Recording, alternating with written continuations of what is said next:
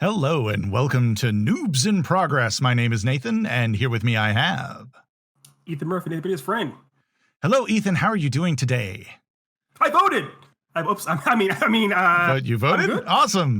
That's good. Freudian slip. Freudian slap. Nathan Beatty Jr. III, my friend. How are you?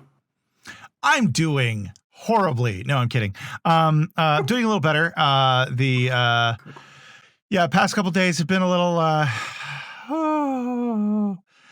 little bit of a nail biter. They happen. And that's. I'm glad you brought that up. I'm glad you mentioned that for two reasons. First, that's what this show is for. This show is to help everyone, including us, to deal with the stressors and insanity of the world. We come here to cut loose and be insane. I thought for a second there, I thought you were going to say for a second there, that's what this show is for, to stress you the fuck out. Which can happen. By the way, if it happens to you, I apologize for everything. I know I've gotten so many cease and desist from Johnny's Sins already, so I know it's stressing some folks out. But hopefully it's not distressing out or anyone that's listening to it on a normal basis. And number two, I saw that you were wearing a Genie shirt. You have a Genie mug. And you have a Genie hat in the background. Yes. So this is meant to be wish fulfillment. Wish fulfillment all around. That's the metaphor. And again, like I that was not planned at all. Like I even have the this right here. Oh wow, that looks weird when I do that. This right here is a like a forecaster. Yeah. Wait, I'm over here, but I'm pointing over here. We have a gigantic penis coming over the Midwest. Anyway. His name is Don. I'm sorry.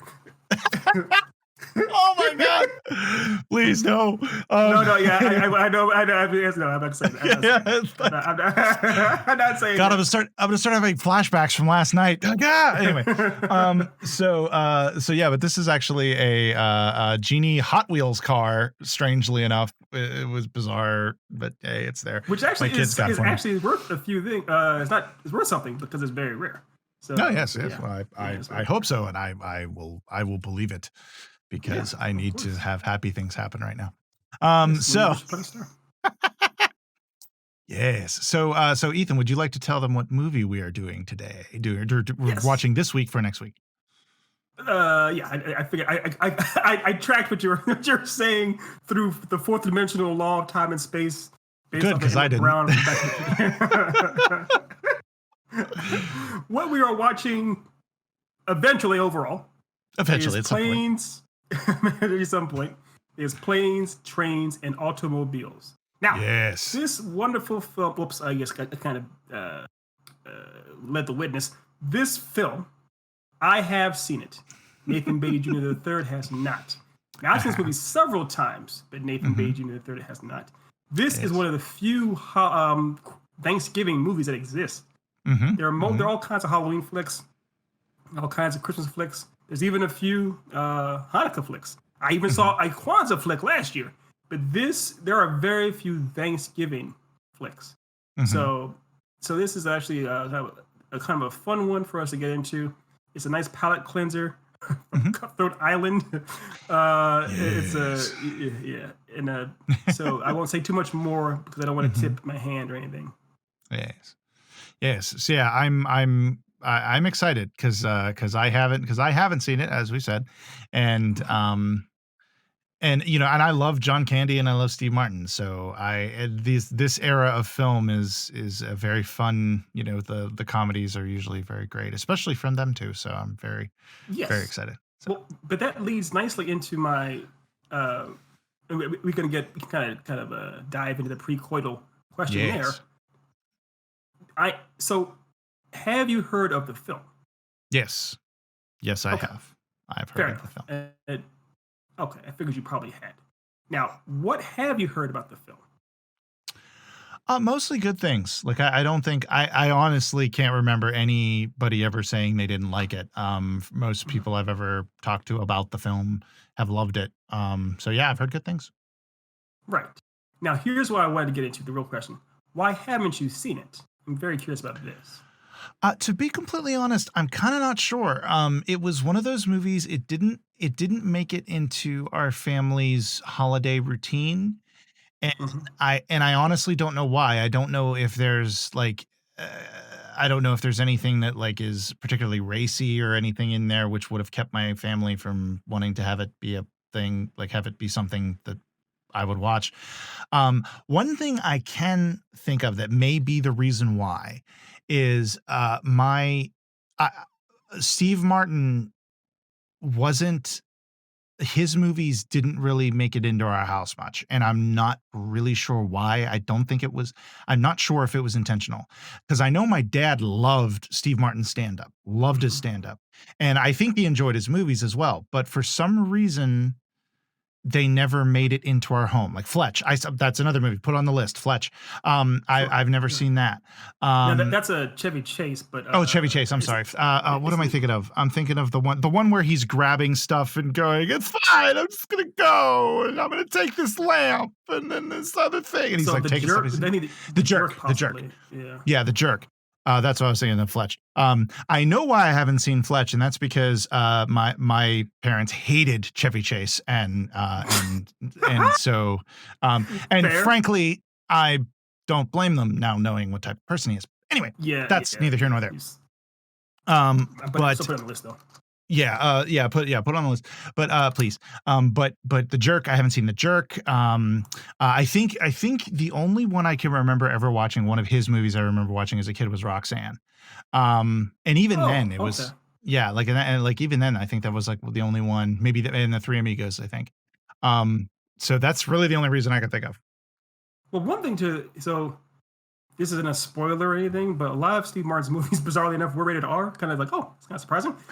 So it Mm, may have been that your parents like, maybe we shouldn't show our kids. I know your brother's older and your sister's older, mhm. but they were like, maybe we shouldn't show little Nate some of these rated R movies. That Even this that's movie is R mhm. Oh, because of really? the Yeah, scene. So yeah. that actually might be why, 'cause, we weren't really like, I didn't have, like, a super like, my parents weren't super, like, "He cannot watch anything that has cuss words, like hell," and nothing like that. Like, they weren't like that. Yeah, like, I had the standard, like, it was the standard stuff, like they weren't, like, letting me see Showgirls when I was a teenager or anything. But, yeah, so bad maybe that was it. Maybe it was there were some movies. I do remember some of the comedies of the '80s era that got very racy.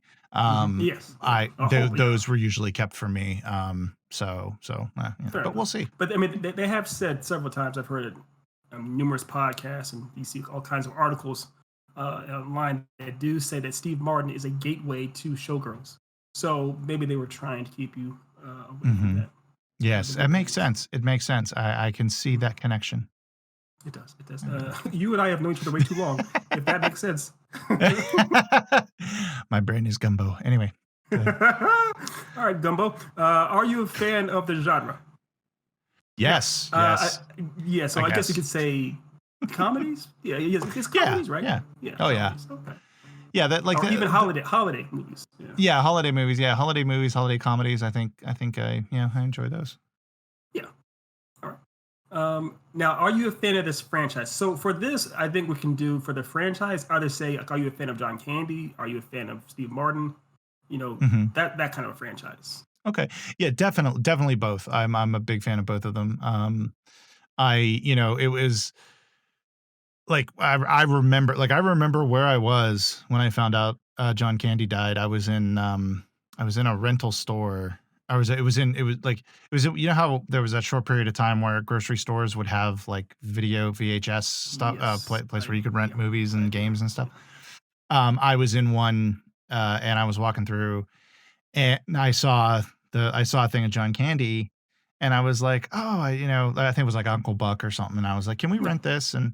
My mom was like, "It's like, oh yeah, let's rent that because it would be nice to see because he just died today." And I was like, "What?" And What? so yeah, so I was very, like she was saying it like it would be nice to watch something that he had done, Yeah. because like in Jeez. honor of him. But Right. but like I hadn't heard. She thought I had heard. Like, so that's why she was like, yeah, that would be nice to watch that, considering he died, he just passed away. And I'm like, he passed what? Yeah. And then, I'm very glad to see that Steve Martin has decided to come back into, the world of the living. And actually start doing stuff again. It's a shame that like COVID hit right after he was like, he's like, I'm back. COVID. But you could argue that COVID waited.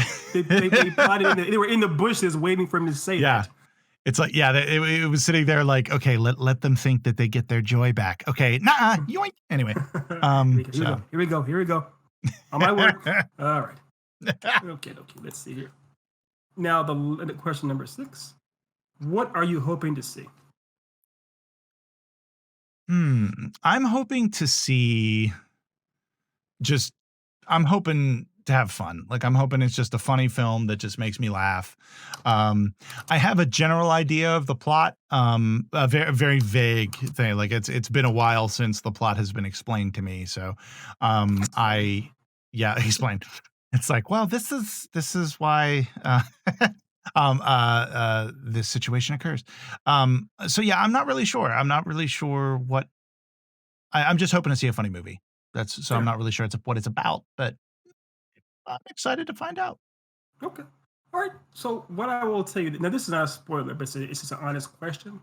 You've obviously heard of the shared universes, like for example with Pixar. Pixar, they had presumably it's a shared universe, possibly through there. They tried to do a shared universe with the monsters at Universal Studios. Universal shared monster universe, Dark Universe, which horribly crashed and burned.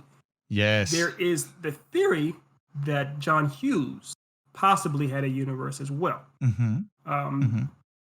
So obviously lots of his movies were filmed in Chicago and they have similar actors and whatnot. So when you're watching this, let me know if you believe in that possibility. Do you, right now as it stands, do you believe in the John Hughes universe? Or the Hughes-verse? The Hughes-verse. I'm not sure. Okay. Like, I think it's a fun idea. It runs in my mind that he was asked this question, and I can't honestly remember his answer. But I think it's fun. I definitely think it's a fun thing to think about, and I'll be interested to see what I think after. But like at this time, I'm kind of not sure. Like, and I'll be honest, it's been a long time since I've seen most of his films. Sure. And I've only seen like half of them, to be completely honest. But like I think which one? What's the one with where they're all in detention? Breakfast Club. Breakfast Club. Yeah, I haven't seen Breakfast Club, but I've seen others, and that I can't remember their names because brain is gumbo, as previously mentioned. That's perfectly fine. I'm going to go ahead and just put it in here, though. Please do. As a special number 9 with a star. Do you believe in the John Hughes-verse or the Hughes-verse? Yes. Put that in there, please, and also put Breakfast Club on the list if you still have it up. Why not? Why not? I just keep adding shit. Like it's just like you keep giving us material because yes. we're getting short on my list of movies I haven't seen, but yours is only getting bigger. So yeah. Oh God, I just keep thinking of stuff. Well, you saw I added a whole ton of stuff to the list a couple weeks ago. So. And what's funny about that list, I'm not going to read it out here, but it's like really. So there's one in here that I'm like, okay, all right. Oh, I want to see which one. I want to see if I can figure out which one it is. But we'll do that after. No, yeah, we'll do that after. We'll do that after. Yeah. Okay. All right. So as we move on through our coital. What are questionnaire? A coital questionnaire that could really be taken out of context and freeze framed and go viral for all kinds of the wrong reasons. Question number 7: what are you afraid to see?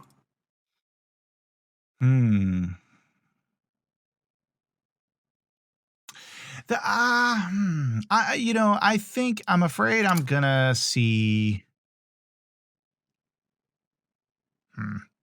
Okay, I'm gonna try to make this make sense. There's a lot of tropes and cliches that exist in comedy movies that I think I've seen so many times that they kind of just annoy me now.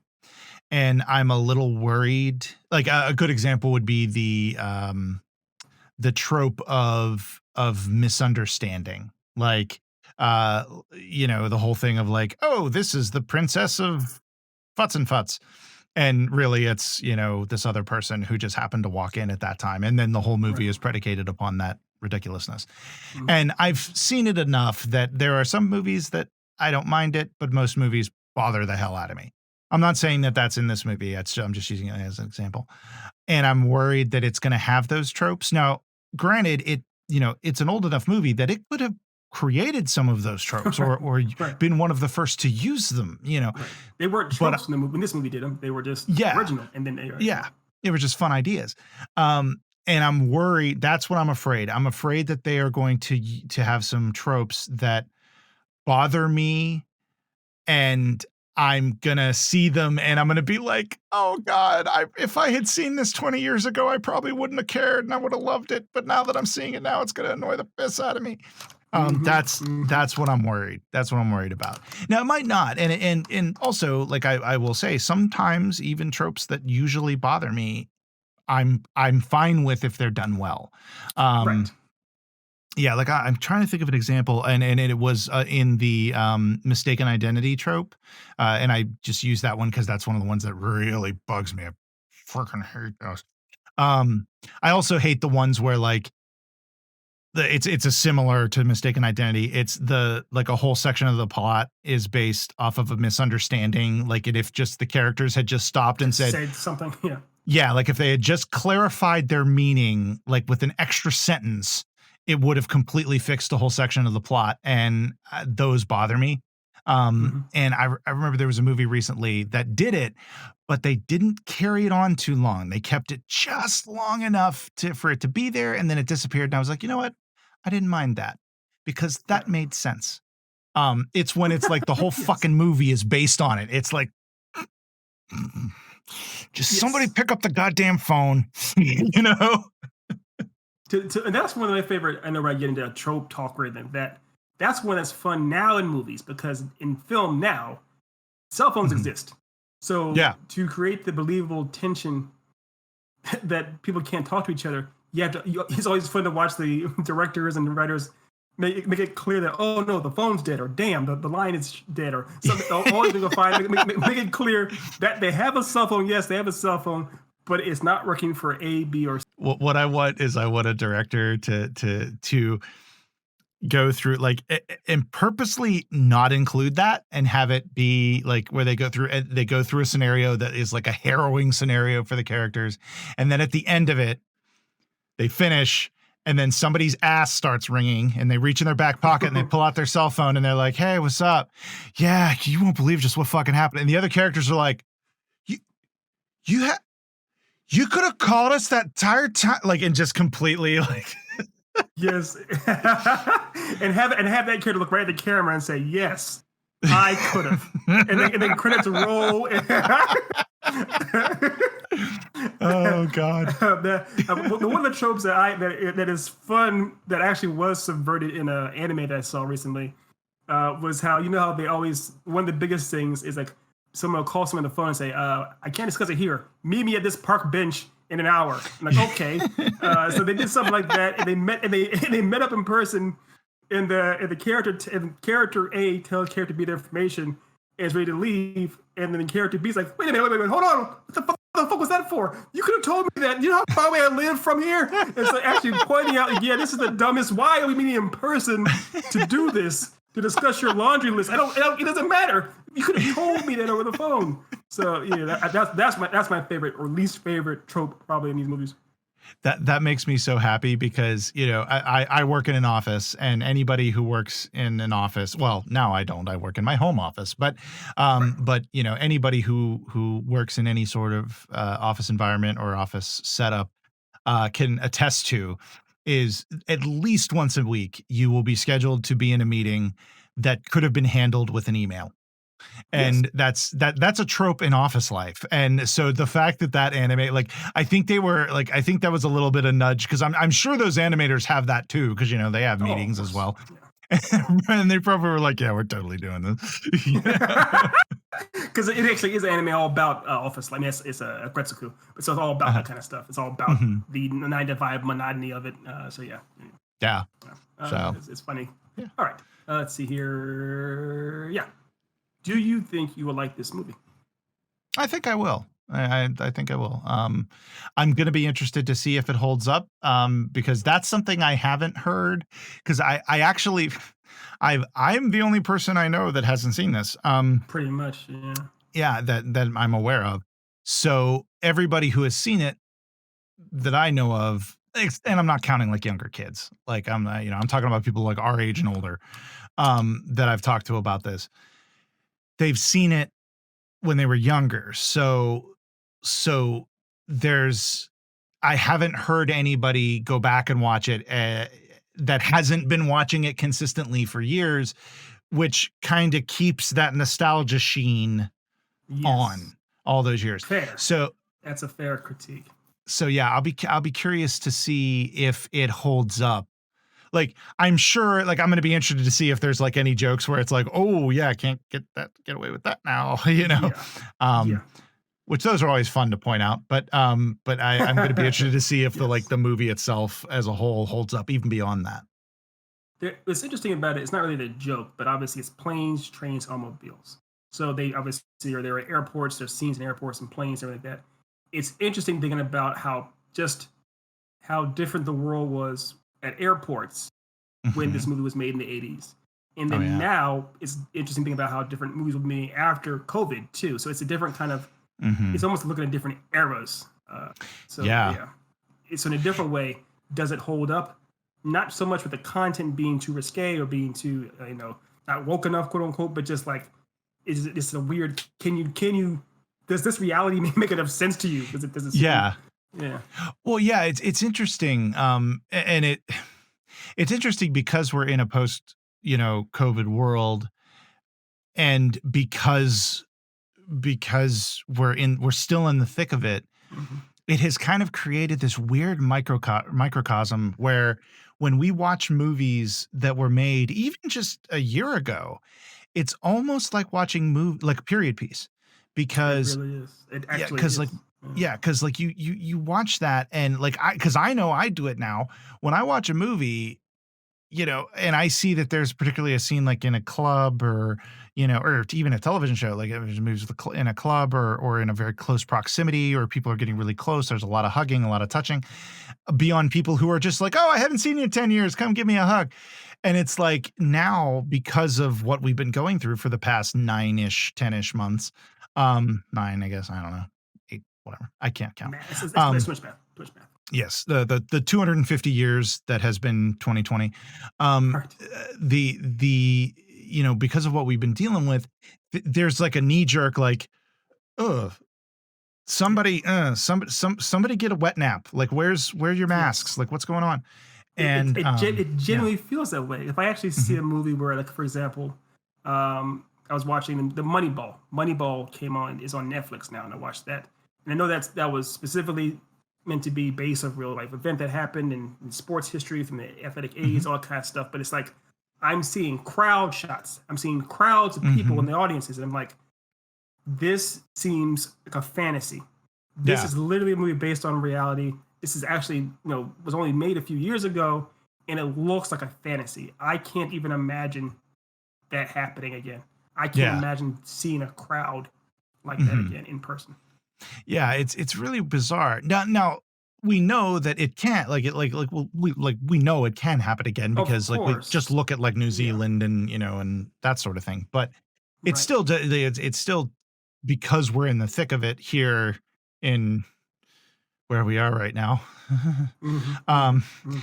with everything going on, it kind of creates it creates this weird microcosm, which I find very interesting. But anyways, that was a little. And obviously we're moving on. But one thing that you mentioned in another podcast that we do, you brought up the idea that we rolled on the die. We rolled the period of the past, or the time roll was the past, and you set our story in the 90s, and it's like, oh yeah, the 90s, like 3 years ago, that's the past. So periods don't have to be like it's a period piece. Therefore, it's set in the 15th century. No. Yeah. The 90s, the 80s. I mean, even the 2000s. They are basically different periods. So it's different. It's fun to see how different the world was. The world could have been just a decade ago or 2 decades ago.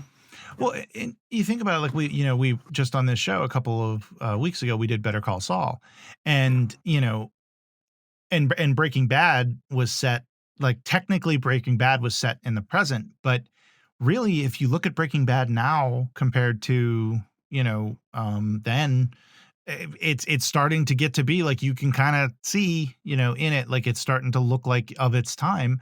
I think we think of the present as and especially as you get older, to me, the 90s was just a decade ago, where it's like, no, the 90s was now 2 decades ago. It started 3 decades ago. Right? He's like, yeah. Yeah. It's really fun, too. Here's is really fun, because I know you have kids. Just talking to younger people that are in their 20s. It's like, oh, that classic movie, like something like, say, I don't know. Like, obviously, you haven't seen a lot of films, but like, say a more popular, bigger film that everyone should have seen, like Back to the Future or Ocean's 11 or this kind of things. And you talk to a kid that's in their 20s, and like, oh yeah, I haven't seen the movie before. Oh, what's that movie called again? It's like, how are you alive? What's going on? Oh yeah. It's like, how old am I? And how old are you? What's going on? So it's alarming. I will never forget when I was, and this was when I was in my mid 20s.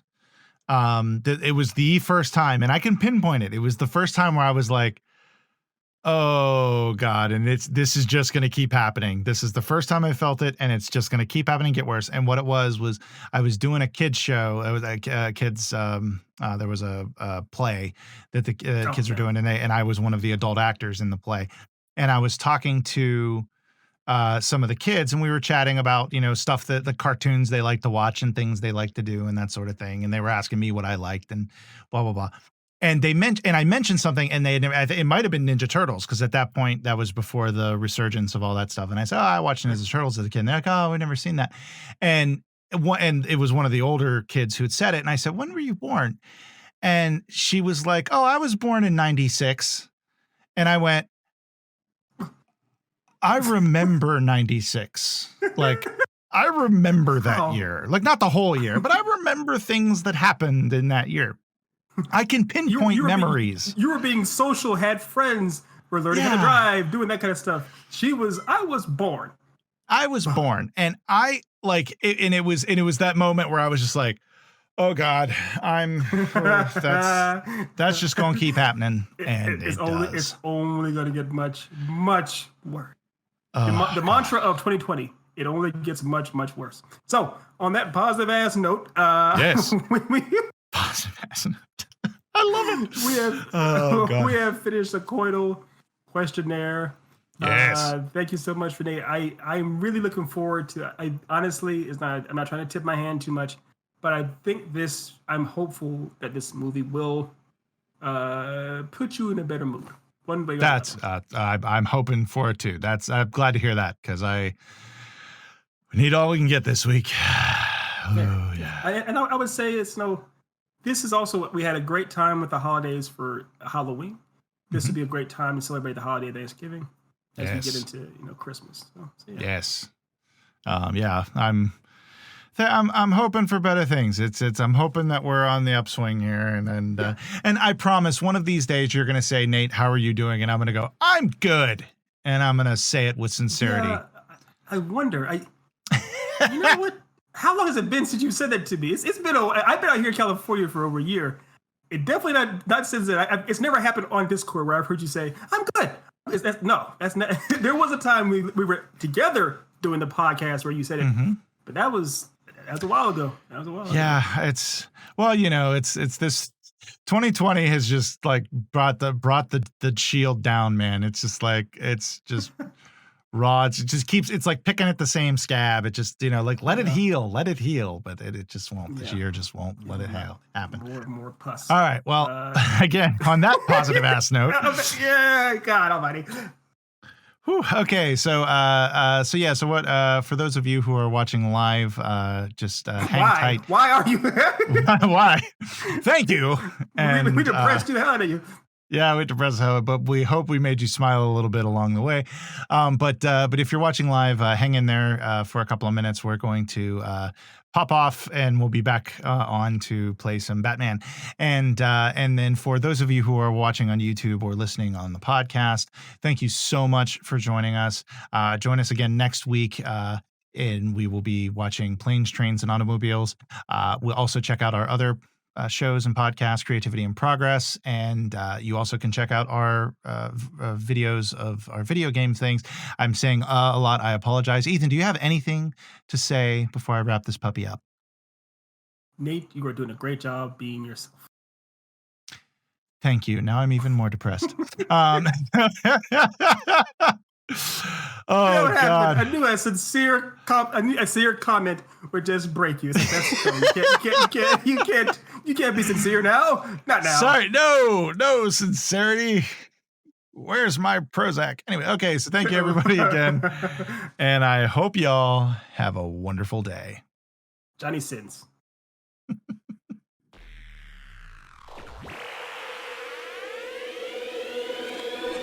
At Geek Insider, we foster relationships with those in the geek sphere so we can give our audience the insider view of entertainment, tech, and more.